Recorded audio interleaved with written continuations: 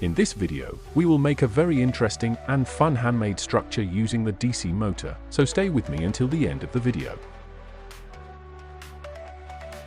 Attach 4 wooden skewers to a disposable cup facing each other using hot glue.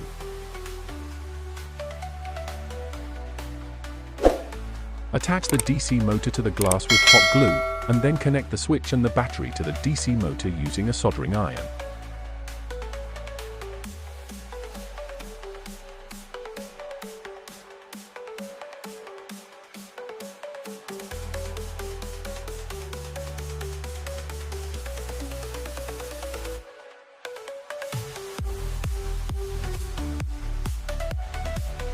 Attach a wooden dowel using glue to the DC motor to make it vibrate. You can use other parts for vibration as well.